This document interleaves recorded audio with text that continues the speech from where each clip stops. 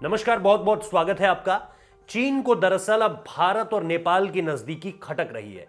चीन यही कोशिश बार बार करता हुआ अब नजर आ रहा है कि कैसे भारत को उसके पड़ोसी देशों से तोड़ा जाए। इसकी पहल वो लगातार श्रीलंका में दबाव बनाकर भी कर रहा है। श्रीलंका के जो संबंध हैं वो सत्ता परिवर्तन के बाद चीन से और ज्यादा निखरते हुए नजर आ रहे थे, लेकिन अब वहां अजीत डोभाल पहुंचे हुए हैं। चीजें पूरी तरह से बदलती हुई नजर आएंगी, क्योंकि इससे पहले नेपाल का किस्सा याद कीजिए।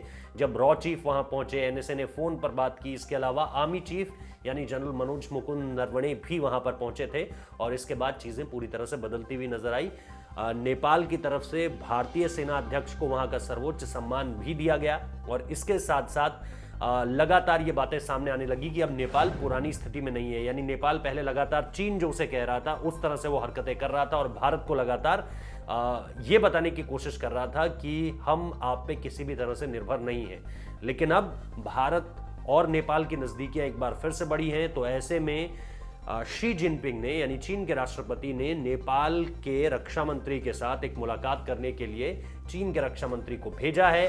और ये दौरा जो है वो एक दिन का भी नहीं है, मतलब सुबह जाएंगे और शाम को वापस लौटने जैसी बात है। लेकिन इस दौरे में जो एक अहम बात सामने निकल कर आ रही है वो ये कि दोनों देशों के रक्षा मंत्रियों के बीच मुलाकात होगी। लेकिन इस बीच खबर ये भी आ रही है कि शायद ऐसा हो सकता है कि वेई जो कि रक्षा मंत्री हैं चीन के, वो केपी ओली से भी मुलाकात करें, यानी नेपाल के प्रधानमंत्री से भी मुलाकात करें। केपी ओली के पिछले कुछ समय में अगर आप बयानों को याद करें तो उन्होंने अयोध्या को लेकर बयान दिया था, राम मंदिर को लेकर बयान दिया था। इसके अलावा अब भारत से किस तरह वो एक अब दूरी बनाना चाहते हैं, वो कई ऐसे कदम भी सामने निकल कर आए थे।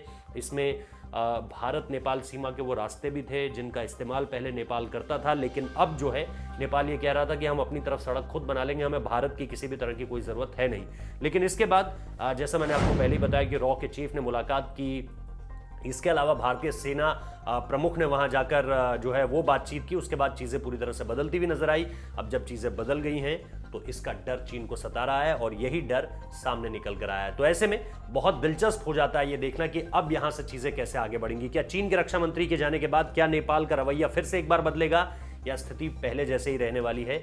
ये अपने आप में बहुत इंपॉर्टेंट होगा देखना। बहुत बहुत शुक्रिया इस वीडियो को देखने के लिए।